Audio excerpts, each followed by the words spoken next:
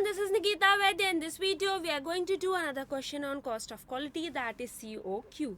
7-Star Sports Company, that is 7SSC, is engaged in the manufacture of cricket bats. 7SSC क्या बनाता है? Cricket bats बनाता है. Following table shows the budgeted figure for the coming year.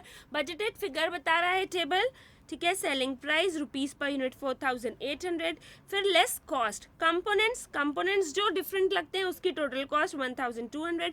उनको मिलाने का assembling का cost 2000, delivery का कॉस्ट 800, तो कंट्रीब्यूशन आता है 800. Selling price minus all the cost is contribution. ठीक है. All the variable cost, of course fixed cost नहीं दिए. Components like willow, rubber grip and handlebar in a set are bought in and an assembling process carried out to transform them into a single bat. Components जैसे willow, rubber grip और handlebar, ये जो सारे components है एक set के लिए 1200 में लिए गए और सबको लाया गया और असेंबल किया गया एक सिंगल बैट में बनाने के लिए. असेंबली कॉस्ट है 2000. Market is intensely competitive where 7SSC currently holds 30% market share. Annual demand of these bats is 1 lakh units. Market बहुत ही कॉम्पिटिटिव है और एनुअल डिमांड है 1 लाख यूनिट्स. उसमें से 30% मार्केट शेयर हमारा है, यानी 30,000 की डिमांड हम फुलफिल करते हैं. On reviewing previous performance, it is revealed that 3% of the bats supplied to customer were returned for free replacement because of the faults. देखिए 1 लाख की डिमांड है, उसमें से 30,000 हम फुलफिल करते हैं और 3% क्या आते हैं, वापस आते हैं फॉर फ्री रिप्लेसमेंट. तो ये कितना हुआ? 3% अगर वापस आते हैं. हमने जो डिमांड फुलफिल की वो 97% हुआ और गए कितने थे? 100%. सो 30,000 divided by 97% is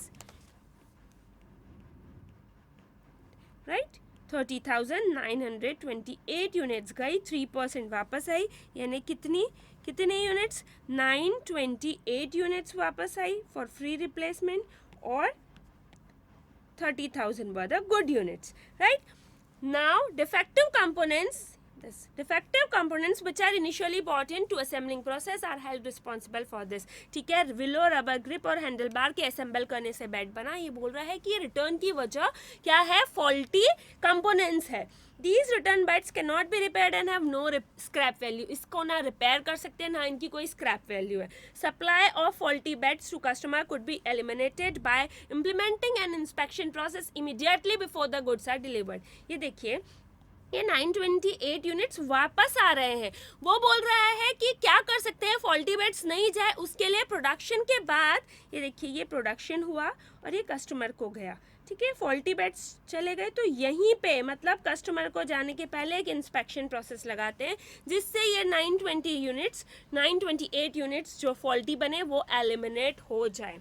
This would improve customer perception, thus resulting in an increase of 5% in current market share, making in all a total share of 35%. मतलब क्या? ये of course मैंने बताया था ये जो external failure cost होते हैं, कस्टमर डिफेक्ट निकालेगा, फेलियर देखेगा तो कस्टमर डिससेटिस्फैक्शन होगा. जब वो हमारी कंपनी के अंदर ही एलिमिनेट हो जाएंगे तो कस्टमर का परसेप्शन बदल जाएगा और 5% से मार्केट शेयर इंक्रीज हो जाएगा और कितना बन जाएगा? 30 से 35%. राइट. मतलब कितना हो जाएगा? अभी 30,000 थी टोटल डिमांड, फिर जाएगी 35,000 हो जाएगी. ठीक है. 5,000 से इंक्रीज हो जाएगी. फिर रिक्वायर्ड क्या है? Calculate the quality non conformance cost for the coming year based on the budgeted figure and sales return rate. Non conformance cost निकालना है, यानी कि क्या कि कंफर्मेंस नहीं हुआ, स्टैंडर्ड के हिसाब से नहीं बने, उसकी कॉस्ट क्या होगी? Calculate the impact on profitability due to implementation of inspection process for the bat. क्या प्रॉफिटेबिलिटी पे इम्पैक्ट क्या होगा? इंस्पेक्शन प्रोसेस जो हमने यहाँ लगाई थी जिससे फॉल्टी बैट्स हट गए थे 3%, उसका इम्पैक्ट प्रॉफिटेबिलिटी पे क्या होगा? तो सबसे पहले क्या? Non conformance cost. Non conformance cost में क्या होगा? क्वालिटी के हिसाब से नहीं बने तो 928 यूनिट्स वापस आई. 928 यूनिट्स का कॉस्ट कितना लग गया था? 1200 प्लस 2000 प्लस 800 यानी 4000 लग गया था. 4000 इंटू 928. पहले तो ये यही नहीं है क्या, हमारे फॉल्टी प्रोडक्ट बन रहे हैं, उससे कंट्रीब्यूशन हमारा जा रहा है। कितना कंट्रीब्यूशन जा रहा है? 5000 यूनिट्स, जो एक्स्ट्रा हम फॉल्टी यूनिट नहीं बनाते तो शेयर बढ़ सकता था। ठीक है, सो अपॉर्चुनिटी कॉस्ट जा रहा है किसका? वो 5000 यूनिट्स का कंट्रीब्यूशन जा रहा है। सो वो 5000 यूनिट्स का कंट्रीब्यूशन, ठीक है। अभी वो 5000 यूनिट्स जब मार्केट का डिमांड है तो क्या वो 5000 ही बनेंगे? ऐसा नहीं है कि फॉल्टी बन नहीं रहे, फॉल्टी कस्टमर तक नहीं जा रहे, हमारे तो 3% वो फॉल्टी बन ही रहे, तो 3% फॉल्टी, ये 5000 जो इंक्रीज हुआ, 5000 का जो इंक्रीज हुआ, इसका कंट्रीब्यूशन भी नॉन कन्फर्मेंस कॉस्ट है कि फॉल्टी नहीं बनते तो 5000 का कंट्रीब्यूशन भी हमको मिलता। ठीक है, लेकिन जब हम लिखेंगे कंट्रीब्यूशन निकालेंगे, सेल्स 5000 का माइनस कॉस्ट 5000 की, तो 5000 के बनाने के लिए ये 97% है। ठीक है, ये 97% है। 5000 डिवाइडेड बाय 97%, तो 100% कितना है? 5155, यानी 3% कितना है? 155। जब हमको 5000 मार्केट शेयर इंक्रीज हुआ तो फॉल्टी कितने बने? 155, यानी हमारा लॉस कितने का हो रहा है? कंट्रीब्यूशन लॉस हो रहा है 5000 का। ठीक है, कंट्रीब्यूशन लॉस जो होगा 5000 यूनिट का, माइनस क्या करेंगे? 155 यूनिट्स बनाने की कॉस्ट। ठीक है, समझ में आया आपको? पहले तो नॉन कन्फर्मेंस कॉस्ट में क्या होगा कि भाई 928 यूनिट्स जो वापस आए उसकी पूरी कॉस्ट हमको लग गई। ठीक है, नहीं बनते तो ये फॉल्टी नहीं डिलीवर होते तो क्या होता? जब फॉल्टी डिलीवर नहीं होते, नॉन कन्फर्मेंस कॉस्ट मतलब फॉल्टी डिलीवर नहीं होते तो क्या होता? 5% से हमारा मार्केट शेयर बढ़ जाता। जब 5% से हमारा मार्केट शेयर बढ़ जाता है, यानी 5000 यूनिट्स का कंट्रीब्यूशन, 5000 बनाने के लिए 5000 नहीं 5155 बनाएंगे, क्योंकि जो डिलीवर होते हैं अच्छे प्रोडक्ट वो 97% रहते हैं, तो बनेंगे 5155। 5000 डिवाइडेड बाय 97% होगा 5155, उसका 3% 155। सो 155 यूनिट्स की कॉस्ट भी माइनस होगी उसमें से, उतना हमारा कॉस्ट का उतना हमारा लॉस हुआ। ठीक है, तो इतने लगे 928 यूनिट्स, उतना हमको कंट्रीब्यूशन मिल सकता था माइनस कॉस्ट, मतलब उतना हमारा लॉस हुआ, उतना पैसा हमको मिल सकता था। तो दोनों मिला के क्या हो गया? नॉन कन्फर्मेंस कॉस्ट हो गया। ठीक है, so calculation of quality non-conformance cost। ठीक है, पहला हम लिखना स्टार्ट करेंगे मार्केट शेयर। मार्केट शेयर हमारा कितना है? 30%, दैट इज कितना? 30,000 यूनिट्स। ठीक है, मार्केट शेयर है 30,000 units. So gross delivery, gross delivery कितनी होगी? जो गया है 30,000 यूनिट्स वो क्या है? मतलब जो डिमांड है 30,000 यूनिट्स की, जितना हमारा शेयर है वो 97% है, क्योंकि 3% तो रिटर्न होगा, तो 100% कितना होगा? 30,000 डिवाइडेड बाय 97%, इससे क्या आ जाता है? 100% आ जाता है। मैंने आपको पहले भी बताया था कैसे आता है 100%, क्योंकि ये 30,000 97% मतलब 97 डिवाइडेड बाय 100, मतलब 30,000 क्या है? 97 है, तो 100 क्या है? ऐसे। ठीक है, सो 30,000 डिवाइडेड बाय 97% क्या आ गया? Gross delivery, which is equal to 30928 units. So faulty bats returned कितना? 30928 इंटू 3%, राइट? कितना आ जाएगा? 928 units.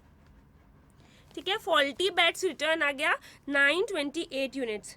Cost of bats return कितना कॉस्ट है? 928 यूनिट्स इनटू कितना लग जाएगा cost?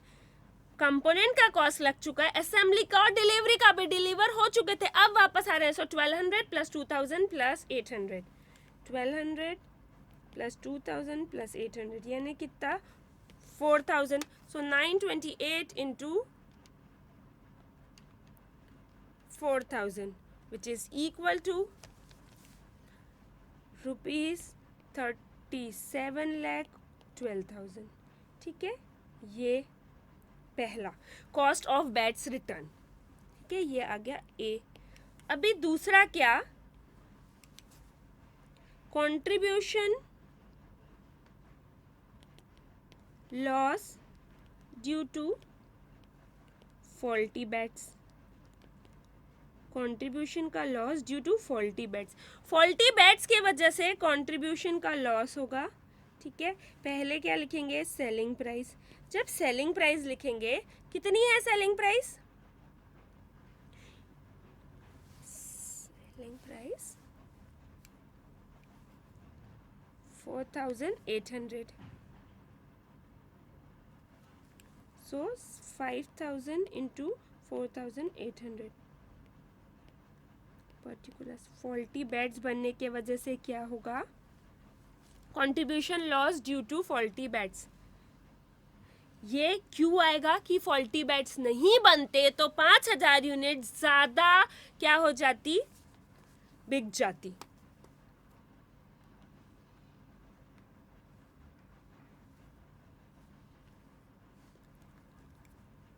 Due to faulty bats delivered, faulty bats deliver होने के वजह से कंट्रीब्यूशन लॉस रुपीज इन 1,000। ठीक है, कितना आ गया, 24,000 rupees are in 1,000 minus variable cost. Variable cost कितनी, 5,000 इंटू कितनी 1,200 प्लस 2,000 प्लस 800 मतलब 4,000। So 5,000 into 4,000 which is equal to, ठीक है, रुपीज इन 1,000 माइनस क्या होगा, रेलेवेंट कॉस्ट ऑफ 155 यूनिट्स। ये क्योंकि 5,000 यूनिट्स बनाने के लिए ये 5,000 क्या है, 97% है। सो 3% क्या होगा, ठीक है, 5,000 अगर 97% है तो 3% क्या होगा, 155 units. So relevant cost of 155 units कितनी होगी, 155 इंटू, वो इंस्पेक्शन में ही हट गई, उसमें डिलीवरी कॉस्ट नहीं लगा। ठीक है, वो इंस्पेक्शन में ही हट गए, डिलीवरी कॉस्ट नहीं लगा। सो 1,200 प्लस 12,000, 800 नहीं लगेगा क्योंकि डिलीवरी नहीं हुई, इंस्पेक्शन में ही हट गया। So 1,200 plus 2,000, right, 1,200 plus 2,000 into कितना 155 which is equal to 4,96,000, right. तो क्या सेलिंग प्राइस है, उसमें से वेरिएबल कॉस्ट माइनस हुआ, ये रुपीज इन 1,000 है, उसमें से वेरिएबल कॉस्ट माइनस हुआ और उसमें से क्या माइनस हो गया,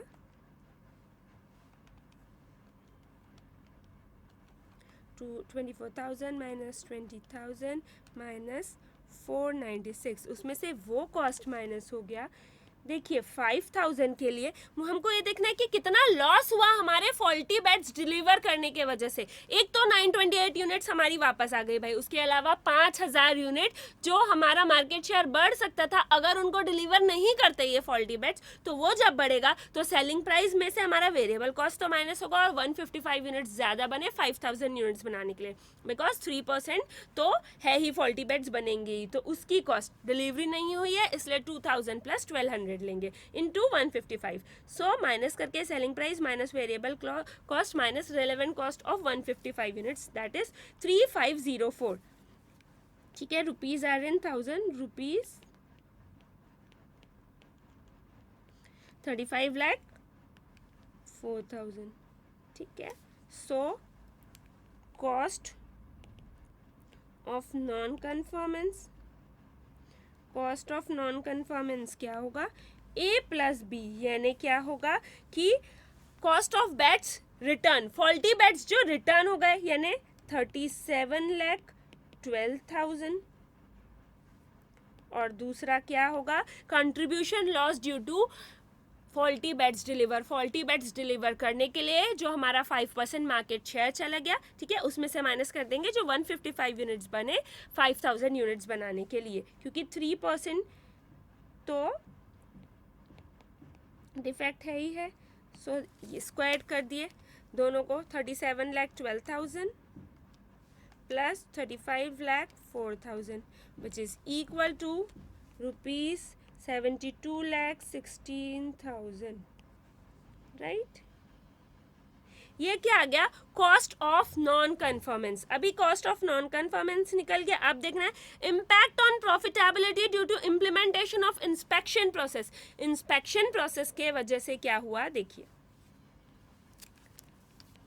impact on profitability. Inspection process कहने के से सबसे पहले तो क्या हुआ, contribution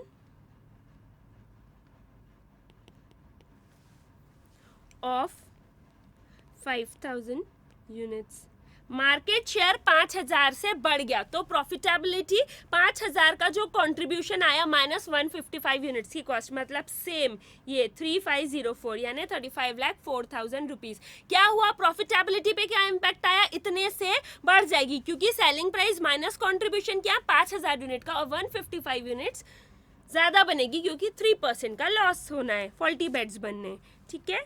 so contribution of 5,000 units is equal to 35,04,000। ये सेविंग, और क्या होगा कि 5,000 यूनिट का कंट्रीब्यूशन तो बढ़ जाएगा, लेकिन 5,000 यूनिट के लिए आपको कितने बनाने पड़ते हैं, 5155, तो 155 की कॉस्ट भी ऐड करेंगे, ठीक है। और दूसरा क्या होगा, जो 928 यूनिट डिलीवर किए उसका सेविंग हो जाएगा, ठीक है। 928 फॉल्टी बनेंगे लेकिन उसको डिलीवरी नहीं होगी, यहीं पे वो इंस्पेक्शन में हट जाएंगे। Saving of delivery cost of 928 units, so 928 into 800, 928 into 800 which is equal to 7,42,400। so total increase in profit, ये जो इंस्पेक्शन प्रोसेस है उसके वजह से total increase in profit 7,42,400 plus 35,04,000 which is equal to 42,46,400, right. So question में क्या पूछा था, नॉन कन्फर्मेंस कॉस्ट निकालनी है और इम्पैक्ट ऑन प्रॉफिटेबिलिटी बताना है, सॉरी। तो नॉन कन्फर्मेंस कॉस्ट में तो सबसे पहले यही है कि डिफेक्टिव प्रोडक्ट कस्टमर तक पहुंच गए तो 928 यूनिट जब रिजेक्ट हुई तो पूरी कॉस्ट उसकी cost of non conformance 928 into ₹4,000। अब ये फॉल्टी बेड्स डिलीवर होने के वजह से हमारा 5% मार्केट शेयर कम है तो उसका कॉन्ट्रीब्यूशन लॉस, 5,000 यूनिट्स बनाने के लिए 5155 यूनिट्स बनाने पड़ते हैं, तो 5,000 का सेलिंग प्राइस माइनस 5,000 का वेरिएबल कॉस्ट माइनस 155 का भी वेरिएबल कॉस्ट, क्योंकि 5,000 बनाने के लिए 5155 बनाने पड़ेंगे, तब जाके 97% अच्छे रहेंगे, यानी 5,000, 5155 का 97%, 5,000 और 3% यानी 155 का डिफेक्ट, ठीक है, फॉल्टी बेड्स।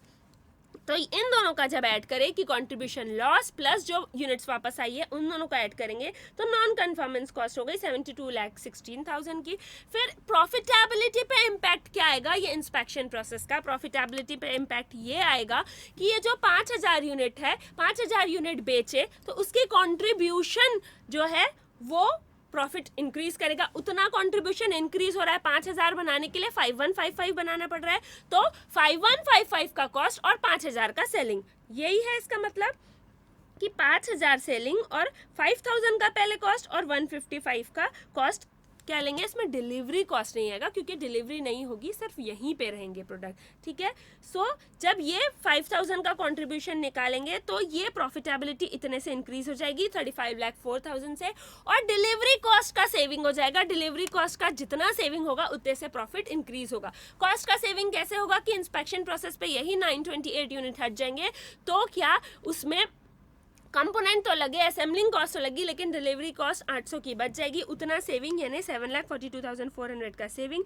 टोटल 42,46,400 से प्रॉफिटेबिलिटी इंक्रीज हो जाएगी due to implementation of inspection process. So this was the question on COQ, that is cost of quality. इसमें कोई भी डाउट हो please feel free to ask. Bye bye.